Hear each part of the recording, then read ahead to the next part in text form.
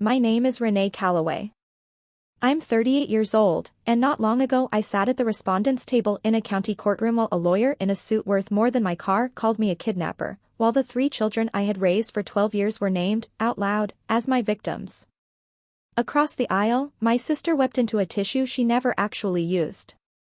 12 years earlier, she had pulled into my driveway, unbuckled her children from their car seats, and asked me for a single hour. 1 hour.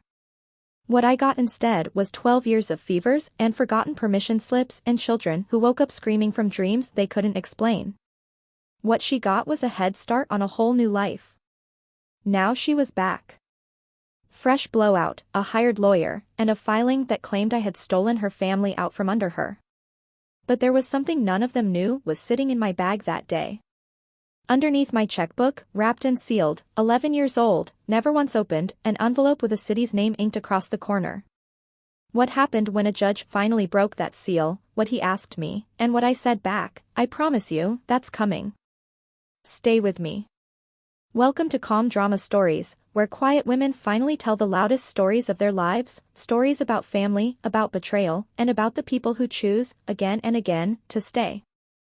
If this one touches something familiar, drop a comment, and subscribe so you don't miss what happens when a woman like me finally stops staying quiet. Let me take you back to a Saturday morning in early summer. I was 26 then, renting a drafty little house on Larkspur Street, working the overnight shift at a diner, tucking every spare dollar into an envelope marked culinary school. My sister Dana's minivan rattled into my driveway a little after 9, engine coughing like it hadn't been serviced in a decade. She was 31, a widow of just over a year, and she came up my front walk with her youngest balanced on her hip the way you'd carry a bag you were tired of holding. The baby, Ren, was barely 1 and running a low fever. Micah, 3, was half asleep on his feet. Sadie, 5, trailed behind carrying everyone's shoes because nobody else had thought to. Behind them, Dana hauled 2 garbage bags stuffed with clothes and dropped them on my porch the way you drop off a donation bin delivery. She smelled like cigarette smoke layered over vanilla lotion, and her eyes kept darting back toward the van idling at the curb. She told me she had an appointment. Something she couldn't miss, something she couldn't bring 3 kids to. Then she pushed the diaper bag into my arms and gave me the smile that had gotten her out of trouble since we were girls. Just 1 hour, Ren. I swear it. I asked what kind of appointment starts on a Saturday morning. She was already backing down the steps. Sadie waved at the van until it turned the corner. Then she asked if I had popsicles. I did, and that became our whole afternoon, popsicles, cartoons, a fever that finally broke by late afternoon. At 6, I called Dana. At 7, again. By 10 I was standing at my front window with Ren asleep against my shoulder, watching every pair of headlights crawl up the street and keep going. I left the porch light burning all night. The van never turned the corner again. By Sunday her voicemail was full. By Monday it didn't ring at all. I called the police, and a tired sergeant explained, not unkindly, that grown adults are allowed to vanish, that leaving your children with a relative isn't a crime, and that I should call back if I found evidence of foul play. The only thing I found was an empty apartment. Her landlord let me in on Tuesday, mostly because she owed him rent and he was hoping I'd cover it. The place wasn't ransacked. It was empty. Closets bare. The crib already sold off on a classified site. A neighbor mentioned a moving truck had come through the week before, the same week she drove her 3 children to my porch like the last stop on an errand list. My mother, Vivian, sat at my kitchen table that week with her hands folded and said the thing she would keep saying for the next 8 years, she'll come back, Renee. She's their mother. She said it like it was a law of physics, something foolish to argue with. I wanted to believe her too. Grief does strange things to people, and Dana's husband, Cole, had died in a highway accident barely 13 months before. Maybe she just needed air. That's the story I told myself while buying a second-hand car seat at a yard sale. Then one night, tucking 5-year-old Sadie into a fold-out couch in a room still cluttered with my old cookbooks, she looked up and asked if we had done something wrong. I told her no, that someone had, but it was never her. People ask how you raise 3 children overnight with no warning. The honest answer is, badly, then less badly, and then one day you look up and realize you've been doing it for a year. I put my culinary school application in a drawer and picked up every shift the diner would give me. I learned Ren would only sleep with the dryer running. I learned Micah wheezed when he cried too hard, and that a nebulizer isn't cheap even with a coupon. I learned that shame is a luxury item, and I stopped affording it. We got on assistance. I stood in line behind women just as exhausted as I was, and not one of them ever asked where their sister's children's mother had gone. My mother helped where she could, watching the kids on my double shifts, loving them fiercely, but her generation had rules about airing family business. You didn't say the word abandoned out loud, especially not at church. For a while I even let the children believe some soft, vague version of the truth. What do you tell a 5-year-old? The real answer had teeth, and she was so small. The first wall I hit wasn't financial. It was a clipboard. Kindergarten registration for Micah. One line near the bottom, signature of parent or legal guardian. I stood in that school office holding a pen I had no legal right to use. The secretary had clearly seen this before. She lowered her voice and told me, gently, that I was going to need paperwork, honey. And paperwork, as it turned out, required my sister. The clipboard was a warning. The emergency room, 14 months in, was the verdict. Micah, for by then, caught a chest cold that turned dangerous at 2 a.m, his little ribs pulling with every breath. I drove him in, and somewhere between triage and the exam room, a nurse asked the question that rearranged my entire life, "Are you his mother?" No. Legal guardian? No. They treated him anyway, because that's what emergency rooms do. But a hospital social worker found me in the hallway near dawn with a folder and a careful, kind voice, and laid it out in plain language. I had no legal standing. None.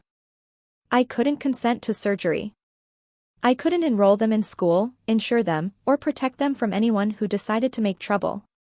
If the wrong person made the wrong phone call, the county could take all 3 children and scatter them into foster care while a judge sorted out what I even was to them. I sat in the parking garage while the sun came up, Micah asleep against the window, and made the first genuinely cold decision of my adult life. Monday morning I hired a lawyer. She told me the cleanest path ran through juvenile court, and the cleanest version of that path required Dana's signature.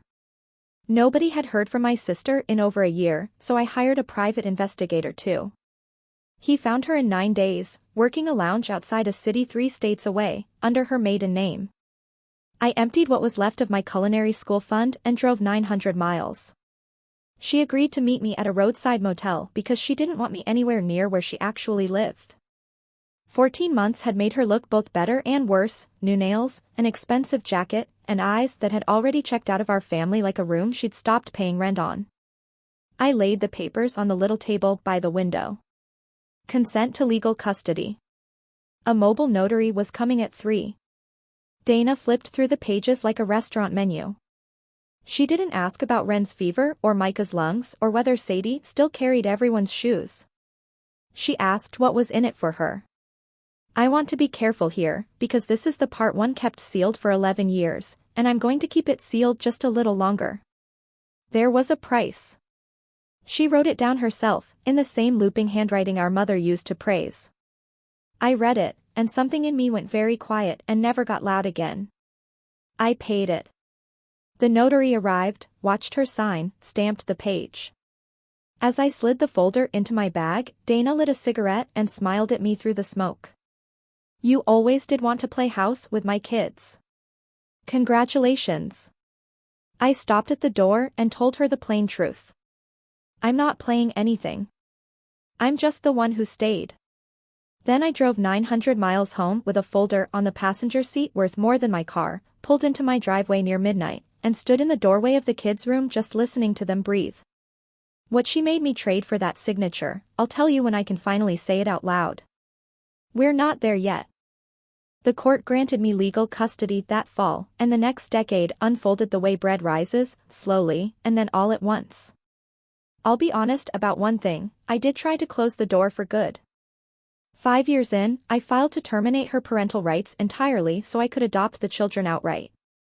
It cost me $4,000, and it died on the table when Dana's hired lawyer objected just long enough to stall it, then vanished again, and the case collapsed for lack of prosecution. The law leaves a door cracked open for mothers, no matter how long they've been gone. I learned to sleep beside that cracked door. Life got good anyway.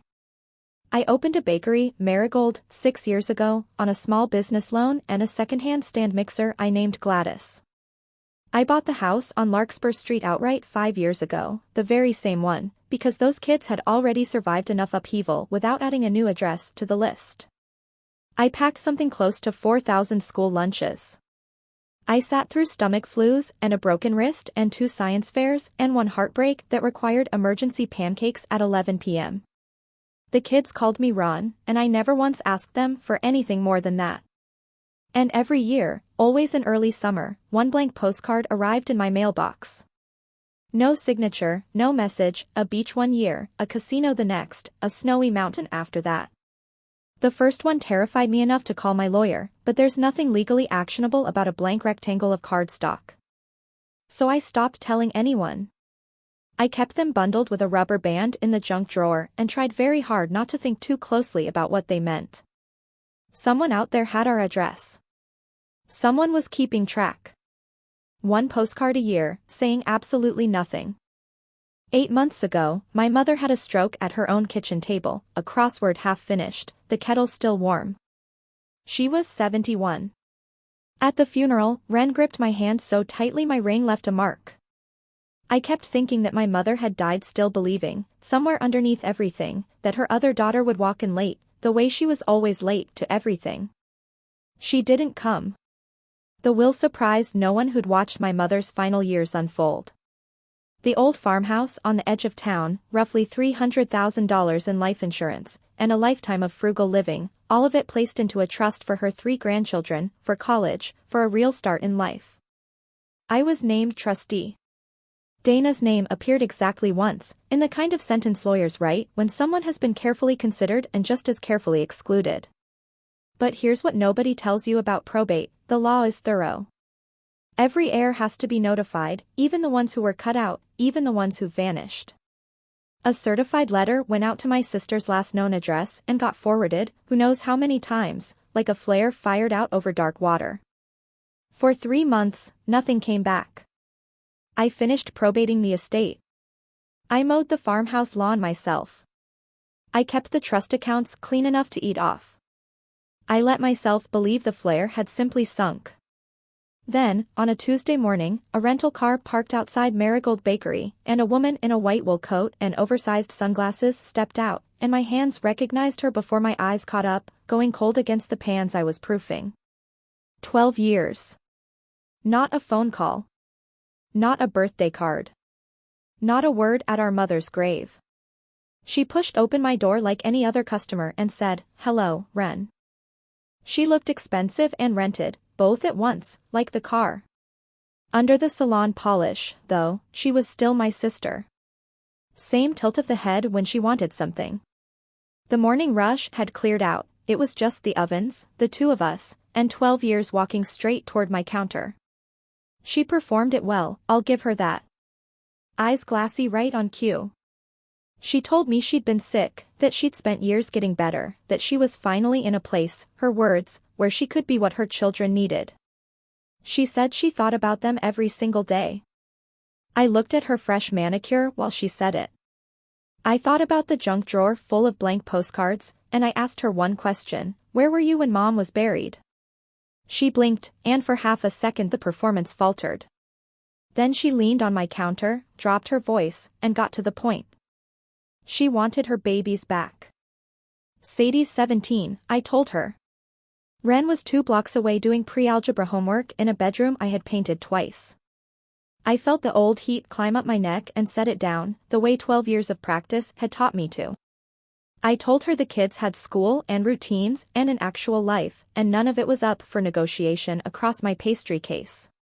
If she wanted to talk, there were proper channels. Her smile flattened out like a switch had been thrown. "You'll be hearing from someone," she said. A week later, I did. The someone was a process server who apologized twice. The papers came in 2 separate filings, stacked like a badly made cake. The first layer was a custody petition, full custody of Micah and Ren, and a challenge to my guardianship of Sadie through her senior year of high school. Her lawyer, a sharp-suited man named Derek Landry, wrote petitions the way tabloids write headlines. He claimed the original consent, the one I'd driven 900 miles to secure, was forged. He called 12 years of raising her children a wrongful retention. And in the one paragraph clearly written to be quoted by the local paper, he used the word kidnapping. The second layer landed at the courthouse that same week, a contest of my mother's will, alleging I had manipulated a dying woman against her firstborn daughter. And that second filing told me the real truth of what this was about. If the will fell, the trust fell with it. If my mother had died without a valid will, her estate would split evenly between her 2 daughters, and the children would inherit nothing, while Dana walked away with half a farmhouse and a 6-figure check. The custody case was the violin. The will contest was the wallet. 3 days after that, a sheriff's deputy parked outside Marigold at lunch hour to ask polite questions about custodial interference. It took him 4 minutes to verify my custody order and close the complaint, but half the town watched that cruiser sitting outside my shop the whole time. Before I tell you what her lawyer did next, if you've ever raised a child who wasn't legally yours, or loved someone who mistook your steadiness for weakness, tell me where you're watching from in the comments, and subscribe, because the next part is exactly why I'm telling this story at all. I told the kids on a Sunday night over dinner, using words I'd rehearsed against the shower tile for 2 days straight. Your mother is back in town. She's asked the court to look at where you live. There will be a process, and the adults will handle it, and nothing about tomorrow changes. I kept my voice level, the way I read out a recipe. The kids did not stay level. Micah of 15, shoved back from the table hard enough to bang his chair into the wall, said something about his mother I won't repeat, and disappeared outside to shoot baskets in the dark until the neighbor's porch light clicked on. Ren, 13, went the opposite direction, and it was somehow worse. She went very still, her ears went pink, and she asked, quietly, if their mother wanted to meet them. There was hope in her voice. Hope with absolutely no safety mechanism attached. She'd been a baby when the van pulled away. Her mother was a story other people told her. And Sadie, 17, arms crossed, watching me the entire time like she was reading a hand of cards, waited until the younger 2 had cleared out, then asked, flatly, why our mother had really left. I gave her the same smooth, sanded-down stone I'd been handing her since she was 5. She got lost, honey. Some people just get lost. Sadie set her plate down carefully, like it might detonate, and looked at me with our mother's exact eyes. I'm not 5 anymore, Ren. Then she went upstairs. I stood at the sink with the dishwater gone cold, understanding 2 things at once. My children were about to be fought over in a public courtroom, and the protective story I'd spent a decade building had started rotting quietly under the floorboards. The first hearing lasted 40 minutes, and Landry used 35 of them. He stood in front of Judge Elias Whitcomb and called my entire life a slow-motion kidnapping. My lawyer, Nora Reyes, entered the custody order into the record along with the deputy's closed complaint, which killed the criminal angle in a single motion. You can't be accused of stealing what a court legally handed you. But civil court plays by different rules, and Landry knew it. The forgery claim did exactly what it was engineered to do. A signature can't speak up in its own defense. It just sits there while a stranger calls it a lie.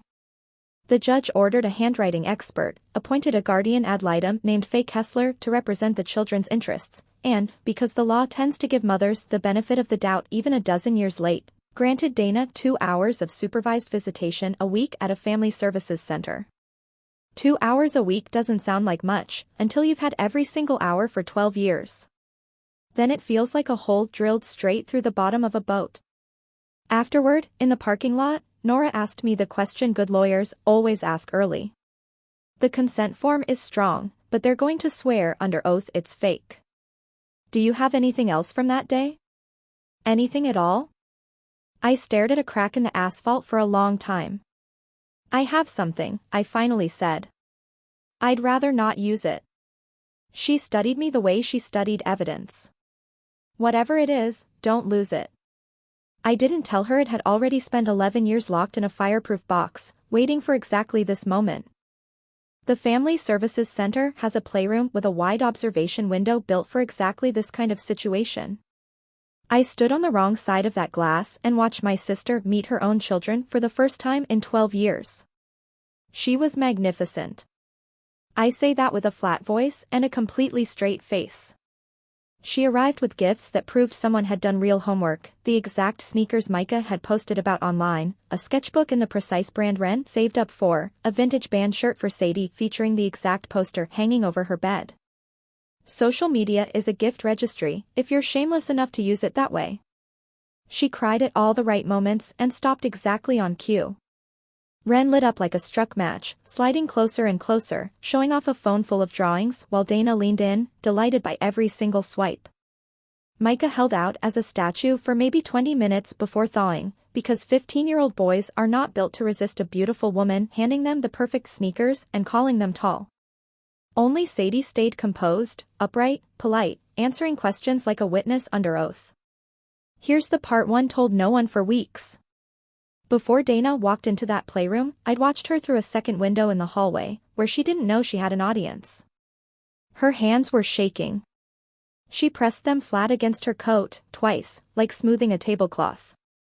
Something in my chest shifted an inch, and I hated it. Then the door opened, the shaking vanished, the smile clicked into place, and the performance began. Near the end of the visit, she leaned in and whispered something into Sadie's ear. In the car afterward, I asked gently what it was. Sadie stared out the window and said it was nothing. It wasn't nothing. Ashford Hollow is a small town, and small towns run on simple stories, and there's no simpler story than a mother wanting her babies back. It reached the church potluck before I even walked in the door. My Aunt Lorraine, my mother's sister, cornered me at the dessert table with a casserole in each hand and absolute certainty in her voice, a voice she never once bothered to lower, with half the congregation well within earshot. She's their mother, Renee. Blood is blood. What kind of woman keeps children from their own mother? Heads turned all down the folding tables. I could have told her about 12 years. I could have mentioned garbage bags on a porch, or a boy wheezing in an with no one legally allowed to sign for him. But you don't win an argument against blood is blood in a town like this. So I picked up the pie server and gave her the only true thing that fit into a single breath. You're right, Lorraine. I'm not their mother. I'm just the one who stayed. It wasn't meant to win. It was meant to be true.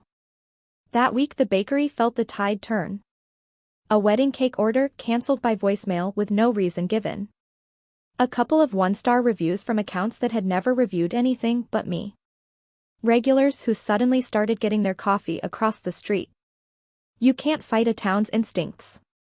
A town believes whatever's easiest to carry. Then Thursday night, Nora called with real gravel in her voice. Landry had subpoenaed the trust records, every account, every receipt. He's not building a custody case anymore, she said. He's doing inventory. That night, after the kids' doors clicked shut, I did something I hadn't done in years. I pulled down the gray box. It's a fireproof lockbox, dented on one corner, that had lived on the top shelf of my closet since the year I became a legal guardian, tucked behind the winter blankets, well out of reach of curious hands. Everything that proves my family is real lives inside it, 3 birth certificates, the raised seal custody order, 12 years of receipts, report cards signed on the parent line, a hospital ID bracelet the size of a bangle. And underneath all of it, flat at the very bottom like a foundation stone, one manila envelope, sealed with a strip of packing tape gone amber with age, a city's name inked in my own handwriting across the corner. I sat on the edge of my bed and held it under the lamp for a long time. 11 years, and the paper had gone soft at the edges. I knew every line inside without opening it, the way you know a scar hidden under your sleeve. Just 1 hour, she'd said on my porch. I'd been living inside that hour ever since, and the way out had been sitting in this envelope the entire time. Here's the arithmetic that had kept it sealed for so long, opening it in a courtroom wouldn't just expose who Dana was. It would expose it to the children too, forever. There are no do-overs on something like that. You can't unread your own mother's handwriting. I put the envelope back at the bottom, stacked 12 years of paper on top of it, turned the key, and slid the box back behind the blankets. Then I checked the hallway and stopped cold. Under Sadie's door, at 1 in the morning, glowed the blue light of a phone screen. 2 Saturdays later, I found out exactly who that phone had been talking to. I was delivering a sheet cake across town when I spotted them through the front window of a diner, my niece in a corner booth, and across from her, sunglasses on indoors, sat my sister. No caseworker anywhere in sight. Unsupervised contact, in direct violation of a court order barely a month old. Between them sat a small wrapped box, ribbon sliding across the table under Dana's manicured fingers like a chess move. I didn't slam through the door. I want credit for that, someday. I walked in, said a pleasant good afternoon to both of them, and told Sadie the cake in my van needed a second pair of hands. Dana didn't argue. She just sat back and let me collect my own kid, a small smile following me all the way out the door like a hand pressed against my back. In the van, Sadie held the wrapped box on her lap and stared straight through the windshield. 17, furious, and scared underneath it. Then she told me what her mother had said. She says you paid her 12 years ago, Ren. She says you gave her money to disappear, that you wanted us for yourself. The road noise got very loud, because that's exactly what a professionally built lie sounds like, one true bolt buried in the center, everything else bent around it. Yes, money had changed hands between us once, and Dana had taken my worst day, filed the serial numbers off it, and handed it to my niece as proof that her entire childhood had been purchased out of loneliness. Sadie watched the side of my face and asked, quietly, if it was true. A yes would poison her. A no would be a lie she'd smell instantly. She'd been reading my face since she was 5. So I reached for the middle ground, the place I always retreated to, and for the first time it failed me completely. It's more complicated than that, I said. She nodded slowly, the way you nod at a stranger, and looked back at the road. That's not a no. We drove the rest of the way in silence, the radio off. She didn't open the box in front of me, and she didn't leave it behind in the van either. Something shifted in our house that afternoon, nothing dramatic, just a door that used to stay open now staying closed. Monday, I sat in Nora's office and told her about the diner. She straightened like a bird dog catching a scent. An unsupervised meeting, arranged behind the court's back, complete with a gift, that was leverage, that was a violation we could report immediately, and it would stain Dana badly in front of Judge Whitcomb. Then she saw my face. Reporting it meant an affidavit. It meant summoning Sadie into a courthouse hallway to testify against her own mother, turning a 17-year-old into an exhibit. That's how Dana used children. It had never once been how I operated, and I wasn't about to start now just because it would be effective. I told Nora no. She rubbed the bridge of her nose and told me I was making her job harder and her respect for me deeply inconvenient. Fine, she said. Then we need something else. You keep telling me you have something else. On the first Sunday of every month, I visit the cemetery, my mother's grave, and my brother-in-law's beside it, because someone should. It was raining, thin and cold, when I saw someone already kneeling at Cole's headstone and stopped under a nearby oak before she could hear my footsteps. Dana. No audience. No lawyer. No camera-ready coat, just a gas station umbrella and flat shoes, kneeling in wet grass in front of her dead husband's name, crying in a way I hadn't witnessed since we were girls. The ugly kind. The kind that never photographs well. I caught pieces of it over the rain, that she was sorry, that she couldn't breathe in that house after the accident with 3 small children and his boots still sitting by the door. And then one full sentence, clear as a struck bell, that I've turned over in my mind every night since, after the first year, there was no version of coming back that didn't make me a monster. So I stayed gone. I stood under that oak, flowers going heavy in my hand, and for one long minute I saw the whole thing from somewhere inside her skin. 31, widowed, drowning, raised her whole life to be the pretty one somebody else rescues, with no one left to do the rescuing. I almost stepped out from under that tree.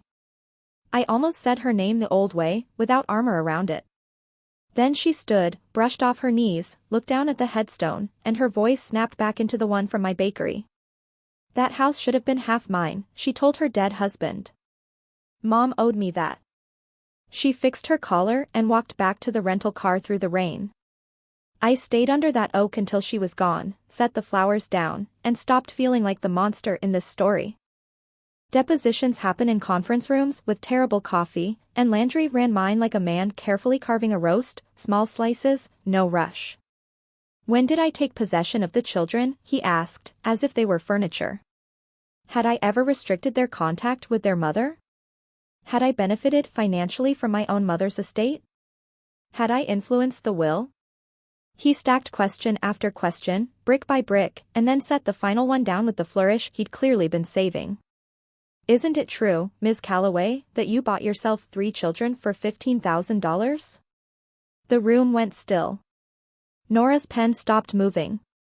And this is the part people don't understand about oaths, the truth doesn't stop to ask whether it's about to be used fairly. Yes, I said. Landry let the word hang there, then smiled, unhurried, like a man confirming a dinner reservation. $15,000, wired out of state. No further questions today.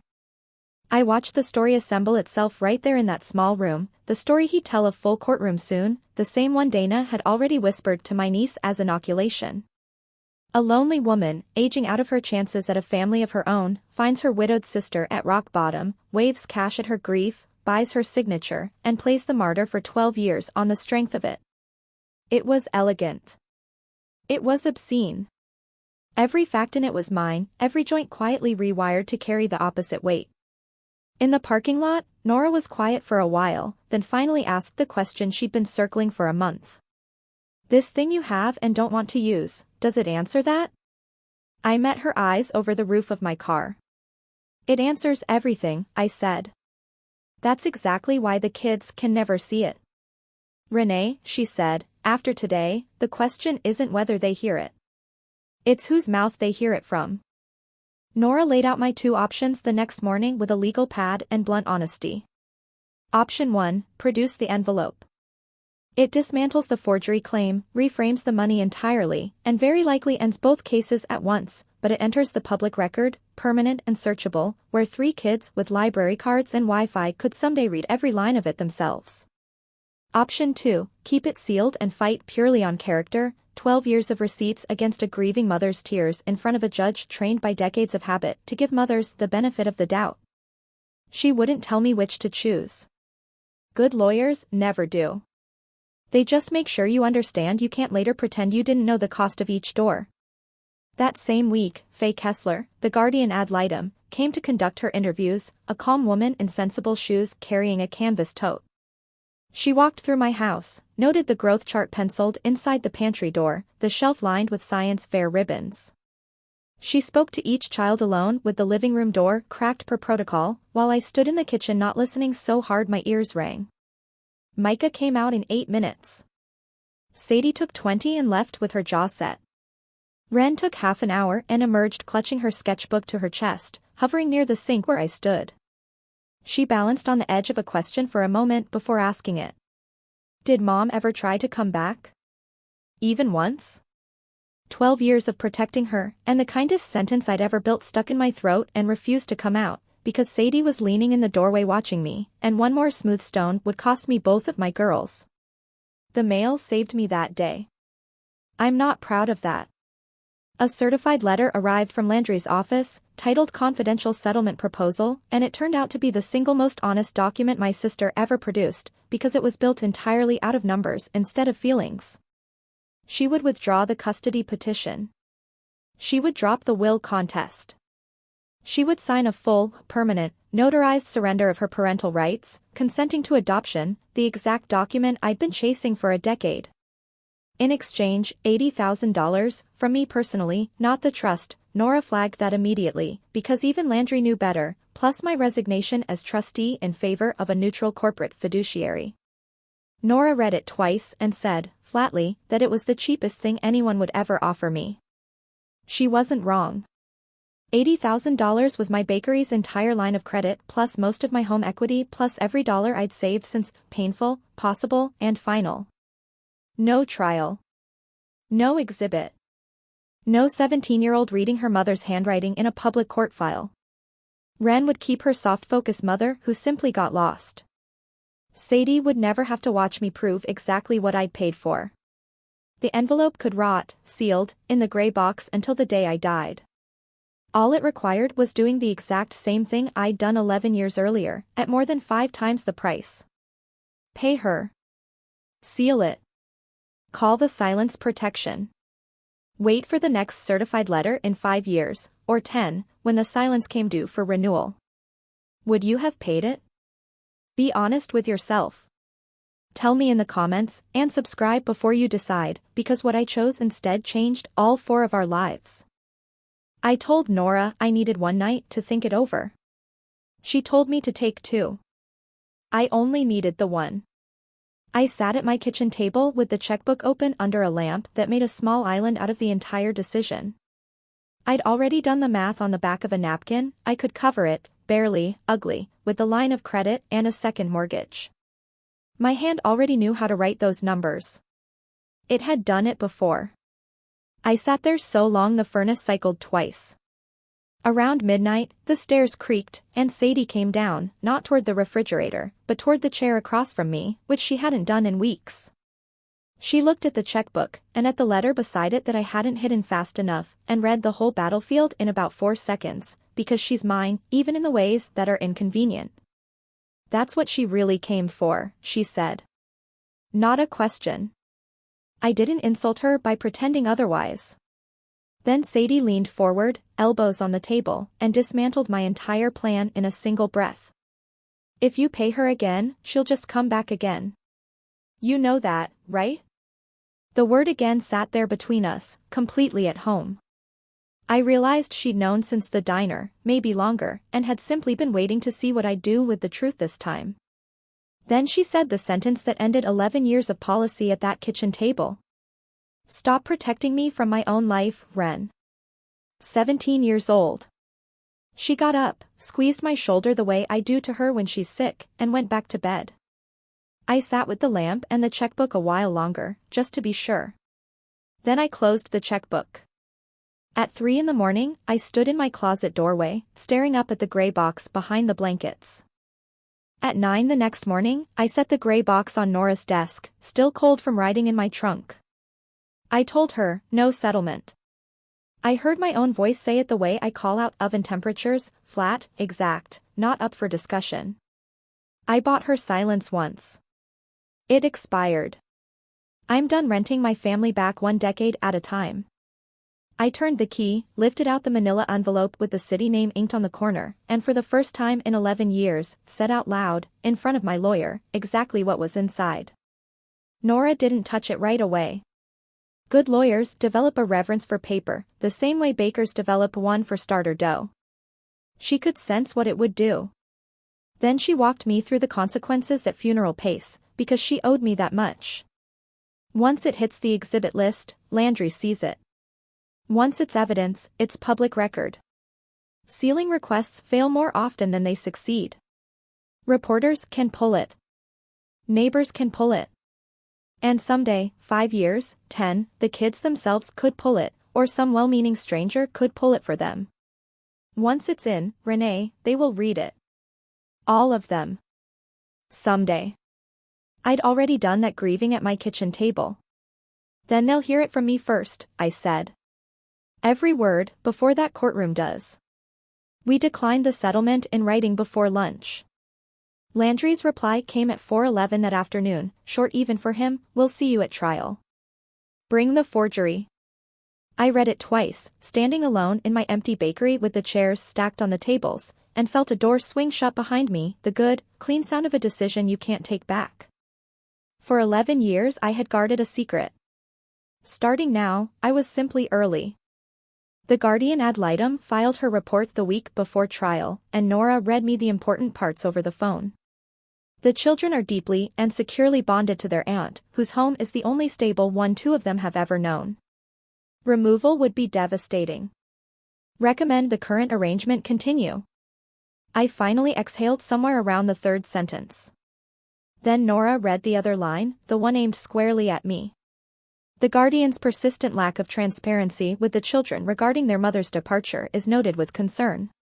A stranger with a canvas tote had walked through my house for one afternoon and put her finger, gently and precisely, on the exact load-bearing beam I'd built my whole structure around. I didn't argue with it. You don't argue with a level. It simply tells you what's true. 2 nights before trial, Sadie announced at dinner that she was coming to court. I said absolutely not. She pointed out, correctly, that it was a public courtroom, that she was 17, that she had a scheduled study day, and that Mrs. Holloway next door could watch Micah and Wren, but nobody could watch her. I looked at this girl, taller than me since 15, raised on my cooking and my rules and my silences, and understood that the last thing I had left to protect her from was watching me finally stop protecting her. Okay, I said. I ironed her good blouse anyway. She let me.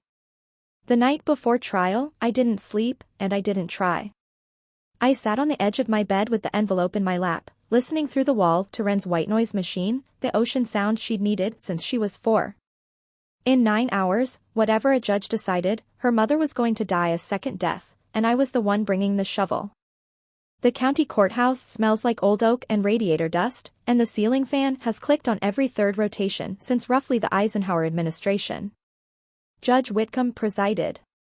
The gallery held a scattering of townspeople whose errands could apparently wait.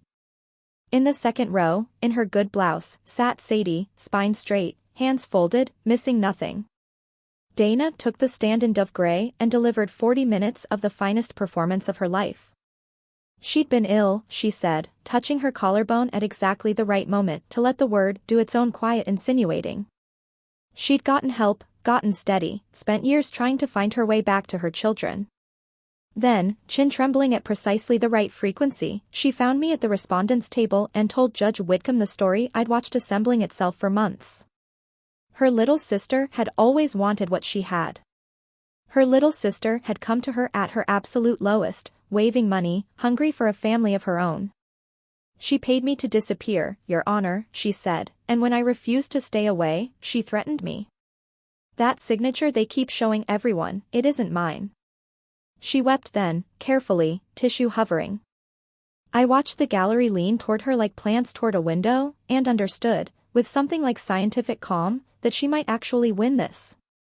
Blood in the front row, tears on the stand, and one signature she'd simply decided to unsign, betting that a traveling notary from 11 years back was practically a ghost by now. Landry turned to Judge Whitcomb with the satisfaction of a man an inch from the finish line, then turned to my lawyer. Your witness. Nora walked me through the honest inventory first, the custody order, the school records, the medical files, 12 years of my own signature on the parent line of a child's paperwork. Then Landry took his turn, coming at me pleasantly, the way you'd approach a pie you fully intended to drop. Hadn't I struggled to build a family of my own? Hadn't I tracked down his vulnerable, grieving client through a private investigator? Hadn't money quietly changed hands? He stacked each question one brick higher, and then set the last one down with the flourish he'd clearly been saving all trial. Isn't it true, Ms. Calloway, that you bought yourself 3 children for $15,000? The fan clicked. Somewhere behind me, a purse zipper went still. I found Sadie in the 2nd row, my girl in her ironed blouse, who had told me at a midnight kitchen table to stop protecting her from her own life. Then I looked at Judge Whitcomb and heard my own voice come out level, the voice I use when the ovens catch fire and panic becomes a luxury I can't afford. No, sir. And I'd like to enter something into evidence. Landry objected on principle. Nora was already at the bench with the exhibit list, where it had sat for weeks, Respondents Exhibit 14, disclosed, described, fought over in 2 motions Landry had already lost. The original, sealed by agreement, until offered now through my own testimony. Judge Whitcomb waved the lawyer's objections aside and let me speak. It's an envelope, Your Honor. 11 years old. I sealed it in a roadside motel the day my sister signed her consent, and I've kept it sealed ever since, because of what it would cost 3 children to read it. The bailiff carried it up, and the whole courtroom watched it travel like something lit on fire. I found Dana's face while it moved. She had gone the color of unbaked dough. For 11 years she'd banked everything on my silence. She was watching the account close in real time. She asked me for 1 hour, I told the judge, told the room, really. I gave her children 12 years. The rest of this story is in your hands now. Judge Whitcomb is a heavy-set man with reading glasses on a chain, and he opened my envelope with a letter knife, unhurried, the way judges do everything. 3 things came out onto the bench. The first was the notarized consent, original raised seal, signed in blue ink while a notary and I both watched. The exact twin of the copy Landry had spent months calling a forgery. The second was a wire transfer receipt, same week, $15,000 drawn from a savings account labeled, in my own younger and more optimistic handwriting, culinary school. The third was a single sheet of motel stationery, and I watched him read it, knowing every loop of that handwriting because I had read it 10,000 times myself before ever taping the flap shut. You want paper? 15,000, and I'll sign whatever's in front of me. Don't come looking for me again. Tell them I'm dead if it's easier. D. The courtroom went silent, but courtrooms are silent often. This was a different kind. This was the silence of a man behind a bench reading a mother's price list. Judge Whitcomb read it twice, took off his glasses, folded them, and looked at Dana for a long moment. She looked at the exit sign. Then he looked at me, and after 22 years on that bench, asked his question into the quietest room in the state. Ms. Calloway. Do they know? The fan clicked. In the second row, my daughter, I'm calling her that now, I'd earned it by then, leaned forward. Not yet, I said. He held my eyes for a long moment. Something passed between 2 people who each understood the weight of paper. Then he adjourned for lunch, entered the exhibit into the record, and said quietly that the afternoon could wait until the family had its hour. There's a conference room off the courthouse hallway with an uneven table and a window painted shut, and that's where my family actually happened that day, more than in any courtroom. Mrs. Holloway drove Micah and Ren over from school when I called. Sadie was already there, pacing, arms crossed. I sat all 3 of them down, laid the copies face down on the wobbly table, and finally paid a bill I'd been avoiding for 11 years. I told them about the clipboard, and the emergency room, and an aunt who legally didn't exist. I told them about the private investigator and the roadside motel and the papers on the little table and the blank postcards in the junk drawer, one every June, our address in her pocket the entire time. I told them their mother had asked for money in exchange for a signature and that I'd paid it. $15,000. My future, traded for theirs. And I told them exactly why I'd never said so, because I was terrified they'd do the arithmetic a lie does in a child's mind and land on the wrong answer, that they'd been bought, that love with a receipt taped behind it stops being love. Then I turned the papers over and let them read the stationery themselves, because they were going to hear it in a court transcript eventually no matter what I did. Tell them I'm dead if it's easier. Ren made a sound I will hear for the rest of my life and folded into Micah, who held her and stared at the wall, jaw working. Sadie read it standing up, twice, then set it down and looked straight at me. You let me spend 12 years wondering what I did wrong. Quiet. Not a shout, the shout would have hurt less. You knew, and you let me wonder. I didn't defend myself, because she was right, and because I finally understood the flaw in the beam I'd built my whole house on. I hadn't only been protecting them. I'd been protecting myself, the version of me that never had to watch their faces do exactly what their faces were doing right now. I had treated the truth like it belonged to me. It never did. It was yours, I told the 3 of them. I'm sorry. It took a courtroom to make me brave enough to say so. Then I slid the copies across the table to Sadie, all of them, and finally put the choosing where it should have lived from the beginning. You decide when the little ones read the rest. You. Not me, not a judge, not her. Ren wiped her face on her sleeve and asked the last question left in the world. Did you ever want to give us back? Not for 1 hour, I said. The afternoon session lasted 40 minutes, and Dana's case died quietly, the way paper deaths always do. With the original consent in evidence, a notary's seal on the exhibit, and a handwriting examiner standing by, the forgery claim wasn't simply weak anymore, it was perjury with a runway.